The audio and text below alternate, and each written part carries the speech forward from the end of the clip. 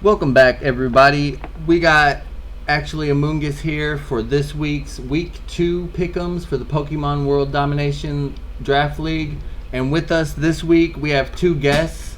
If y'all want to go ahead and say hi, we got Shiny Shuriken and Shaded Defeat with us. What's up, guys? Howdy doody, mates. So, of course, we got two coaches from the PWD Draft League. We got the coach of the Straw Hat Crocodiles and the coach of the Fargo Phalanx with us. Real quick, I'm just going to go over the results from week number 1. We had the New York Nickets 3-0 over the Tokyo Toxapex. The Lisbon Arcanine went down to the Immortal Drampa -1. Straw Hat Crocodile lost to the Cianwood City Quagsire -2. Stark Mountain Giratina and the LA Infernapes, they went 5-5 the timer, but the Stark Mountain Giratina were given the win. Manchester Mimikyu went down 4-0 to the Nashville Nidoking, or -4, and the Fargo Phalanx lost with a 4-2 differential to the Lake of Rage Gyarados. My Atlanta Sobble beat the New York Noctowl 2-0. So, moving on to week 2, we now have some records next to the teams. And first off, at the top, we got the Tokyo Toxapex and the Manchester Mimikyu, both coming off of losses, but both coming off of losses that they could have definitely won. What do y'all think about this matchup?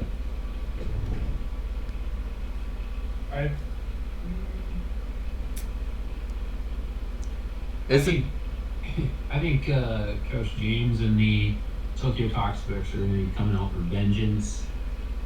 We haven't seen Coach Peekaboo's and the Manchester Mimikyu's side of their battle and kind of thought process walkthroughs.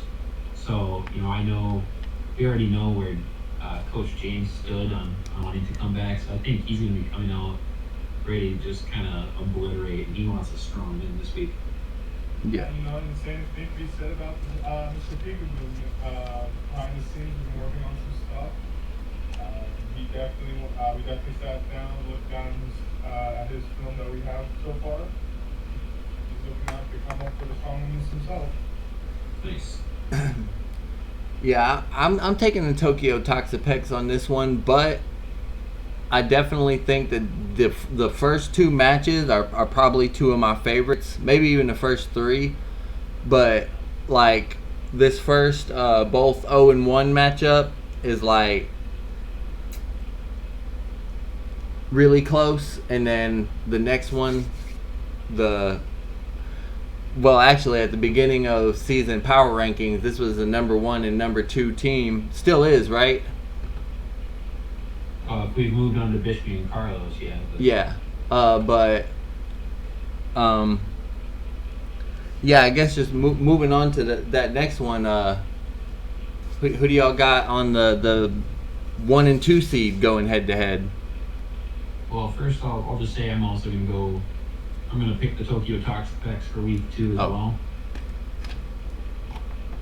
Yeah. And then I was going to say week 2. I think I'm going to give the edge out to Bishby and the New York Nickets. Well, for the first match, I think I'm still gonna go with my boy. Oh yeah. Gotta be a ride or die type person, so I'm gonna go with Peekaboo. Gotta go with the underdog sometimes. But I think for this matchup, I actually want to go ahead and do this to Blau. I think Blau's experience and the record between Bishby and Blau will definitely show up in this match. So So I think I'm definitely going to go with Blau. I'm with you, Shade. I'm going to pick the Immortal Drampa on this. It's very hard to pick on this matchup, if for no other reason, because I know these two players know each other well. So, like, it could definitely go either way. But If Bishop Henningsen gets rid of his son, like he did back in BSL with his brain team, that might cause a lot of issues, especially if his son Sarah just die too quickly. I mean, I do feel like Cloud does have the tools to go ahead and pick up the win. I mean, the same argument could be made. These are the 1 and 2 seeds, but they both could be 0 and 1 right now if just a little bit of things went different last week. So, Yep. They both kind of snuck away with wins.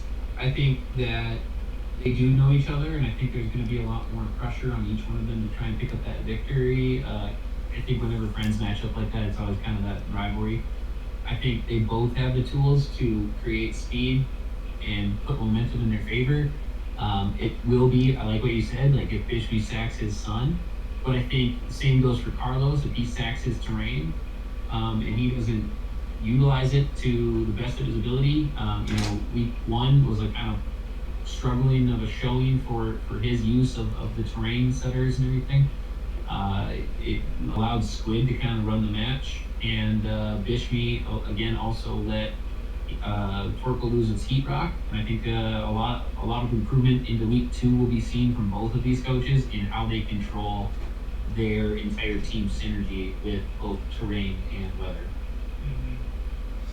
I think the biggest issue is going to be for Carlos is that he only has one sure way of being up his terrain, which is incursion.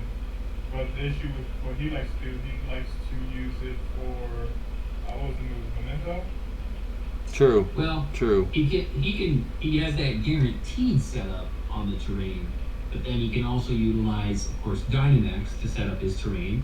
And he can also, of course, use the actual move with, I think he has like 2 or 3 Pokemon that hit with electric, or just 2 Pokemon, I think, between Raichu and Incursion get electric terrain. So he'll have the opportunities to set it as well. Yeah, that'll definitely be, if I had to choose between the two that I think are marquee matchups, that would definitely be my number one matchup of the week. Oh, that, for sure. That's going to be the number one matchup. Yeah. I'm excited to see that one. But I'm excited for my matchup as well, because I got the Seawood City Quagsire, and I got the undefeated champion of last season going up, in the battle of the 1 and 0s against me this week. So of course I'm gonna pick myself. But what do y'all, having seen Ryan play with his new team, what do y'all think coming into this one?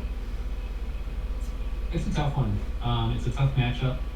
I think that both of you have tools to kind of cause some havoc for the other player. Being a content creator and being understanding you and knowing you as well, I know the devotion and level of prep that you want to put into this and kind of how you're feeling about this league. So I think you're going in hot and you're going in heavy, and I think that you're going to come out with a win here. What you got, Shade? It's really hard for me to say because prepping for his team, you want to think Trick Room, but obviously when I battled him, he didn't go for Trick Room. He went for a very hyper offensive team. Because when you look, like Shuriken says when we were talking earlier, it's just when you look at his team, you don't know what he's doing at first. So it's kind of one of those things we can't prep for that. It's true. So it's going to come down to, can you prep for everything, or will he have to, or does he have a team that you just can't see clearly right now? Yeah, definitely. My last matchup against Coach New in the New York Noctowl, he played very well, but the matchup just wasn't there for him. The chances of him winning that game of my team versus his team is very low. And it's not a knock on the player, because if you switched our teams, the chances of me winning would be very low. It's just a matchup thing. I definitely got a lot more matchup problems this week. It's a tricky team to prep for. And also from what I've been hearing, like Judge Ryan's like really into draft league. Yes. And guess he has like a lot of experience with draft league, so that experience might come out and help him out, push out through the end. Hey, so you taking the Quagsires on that one? Ain't nothing wrong with that. Go ahead, take them. Nah, like Go- I said, I'm always one of those people who's ride or die with their friends. Like, I don't care what Oh, the okay. situation is. I feel you. So I think I'm gonna go ahead and take the Atlanta Falcons. Fair enough. But, I mean, hey, you made some good points. There's plenty of reason why somebody could pick the Seawood City Quagsires. It's totally reasonable pick. Reasonable? You said reasonable? It's reasonable. I'm not gonna pick them. I'm the Atlanta Sobble. Sorry to the man who Dynamax just for the sake of it. It's reasonable to pick them. That's all I'm gonna say.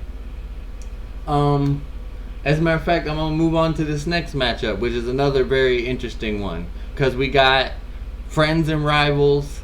Speaking of wanting to stick to your friends, there's no picking between friends on this one, because two of my good friends, Arts with the Lake of Rage Gyarados, and Shade here with us in the Straw Hat Crocodiles, they go up against each other this week.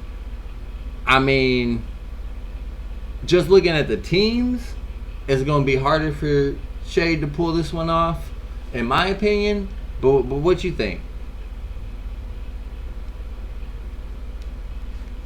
No comment? No, Oh, you want me to go? either of you. Either of you. I think it's going to be a tough matchup. I think, ours came out very well in week one. Obviously, having the premium Dynamaxer and Gyarados, the trick is to stop that thing and pull some shenanigans, getting some haze opportunities or some red card opportunities to move it out and kind of just stop it in its tracks are going to be really central if you do let it get away from you.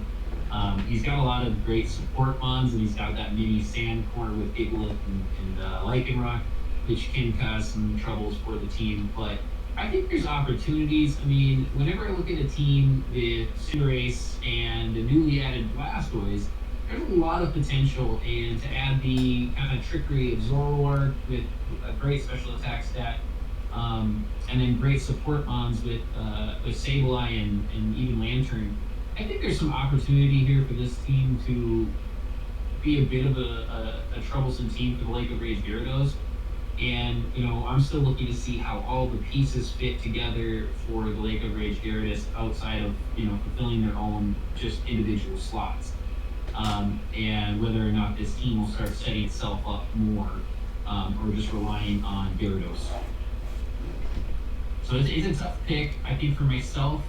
I think I'm going to have to go with Coach Arts and the Lake of Rage Gyarados. It's going to be a tough matchup to defend against that. I think there's going to be a lot of relying on getting set up before Coach Arts does. And if that happens, I think that the Straw Hat Crocodiles put themselves in a position to put away the Lake of Rage Gyarados. But Arts is very good at getting himself into that position. I definitely agree. I think at that point, it will come down to who can set up before who can set up their sweeper before the other. So it comes with my team, I kind of like it because I don't know what I want to do with it so far. I have an idea, but we ain't gonna talk about that yet. But, Well, you can't lose. I'm not gonna lose at everything, so I'm actually gonna pick up Arts. I'm gonna say Arts gonna win. well. So that way, if I lose the battle, I still win this. Hey, fair enough. But I was gonna bring up the point that could almost go overlooked. That with the addition of Blastoise, it does make your team very Corey, and you got good options at fire, water, grass center of a team, because you could switch out Lantern and Lilligant into either of those water or grass spots, and I mean, it's a more synergistic, cohesive unit than the Lake of Rage Gyarados. Well, I forgot I had You know what? I'm gonna go out on a limb. And I'm gonna make this because I wish I would have done it last week. I'm gonna make this my dark horse pick of the week. I'm gonna take the Straw Hat Crocodiles. Hey, we might not make the best place. We sure as well gonna have some fucking fun. I mean, fuck it. Yeah, it don't matter. The Straw Hat Crocodiles. They may not always make me proud, but they always make me laugh. I'm gonna have to go with them. See, look at that. Crack's already laughing at this. I'm winning in my book, damn it. So, when it comes against the New York Knockdowns in the Stark Mountain Giratina, I really don't know who I want to pick on this one. And I was going to say that this is, I nearly want to put both Coach Manny and Coach Sosa on the Stark Mountain Giratinas and the LA Infernape. I want to put these two teams on premiers because I feel like these are going to be two of the top teams based on their week 1 play in that 5-5 stall. If you watch it back, no matter how many times you watch it, I know the timer sucks, but it was great play from both coaches. Really phenomenal, high-level play, vying for momentum and trying to get something to go. And I think with 10, 15 more minutes on that timer, we would have seen a really great match unfold. Unfortunately, cut short by the timer. So, I'm looking at Manny and New as one of the premier matches in week 2. It's definitely a mystery for me. I don't know which way to go on this one, but I'm leaning towards the Stark Mountain Giratina just because of how good their team is drafted. Yeah, I'm also going to be picking Stark Mountain Giratina for week 2, but I do have to say that probably one of the most impressive showings from week 1 is Coach New, who is our newest addition to the PWD. We didn't have any idea of how his play style was, and with a team drafted post-draft, performed very admirably against a very strong team. Right. Yeah, no doubt. So what do you think? What do you think, Shade? I'm just sitting here thinking, I really want to go ahead and say I think Sosa has this. Team Sosa. This is Coach New and Manny. Oh wait, why? That because Manny played Sosa last week. That's why. That's what I was thinking. Because that's all. I was watching it the whole way. I'm sitting here yo. Okay, what was the teams again? I'm sorry. So it's Coach New and the New York Knockdown, the team that I played week 1, versus the Stark Mountain Giratina from that 5-5 matchup, the team with the rain.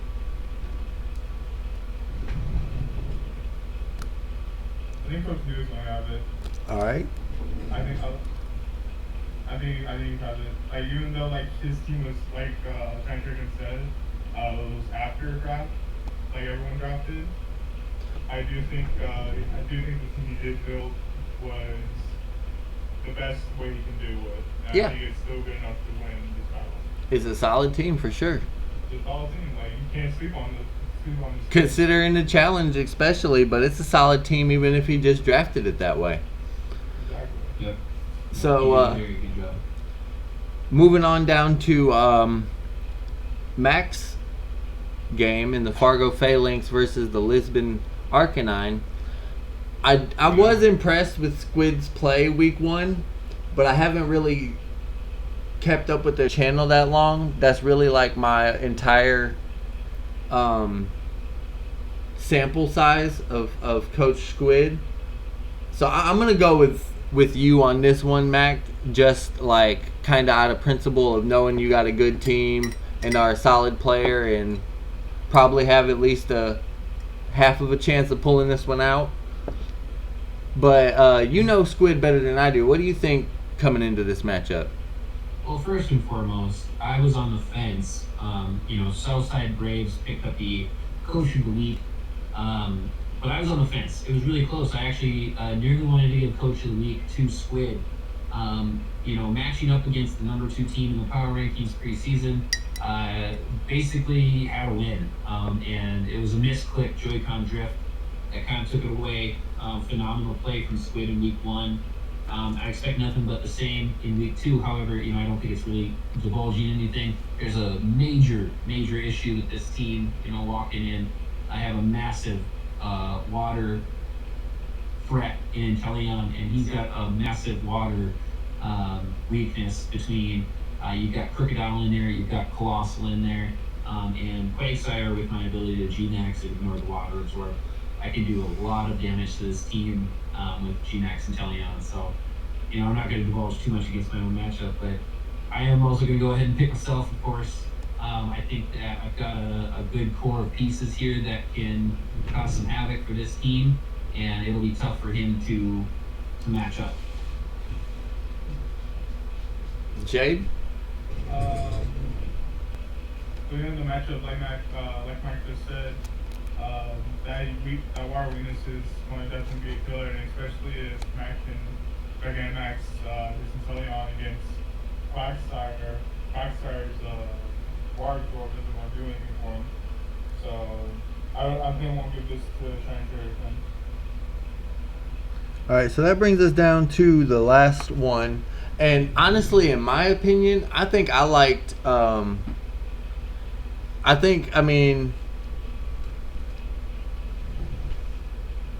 do definitely see the level of play in Sosa and Manny's match, as well as Coach New had a really strong showing, and Coach Squid as well against Carlos. But maybe even if it is just the statistics and differential thing, I would definitely have picked the Nashville Nido Kings with their 4 Dragapult kills and a 4-0 victory. From an offensive play style type of mindset, that's like what you're looking for coming out of your draft battle. 4-0, got 4 kills with my first draft pick. Like that's what I was looking for in the number. That's who I would have gave Coach of the Week to, and why. But that's my opinion. I'm going to take the Nashville Nido King on the last one against the LA Infernape. But this is another good matchup, so what do you guys think? It is a really great matchup. 2 strong coaches who had great season or week 1 showings for their season premieres. And I think, again, I'm also going to lean towards the Nashville Nido Kings, and I'm going to go ahead and pick them for this one. Really because I feel like they have a very strong understanding of their team and what that team can do. The forcefulness that Alolan Marowak kind of put out on that team and put it in position for Dragapult to just clean up everything really showed that this coach knew how to prep for this team, and I think he's going to do the same in week 2.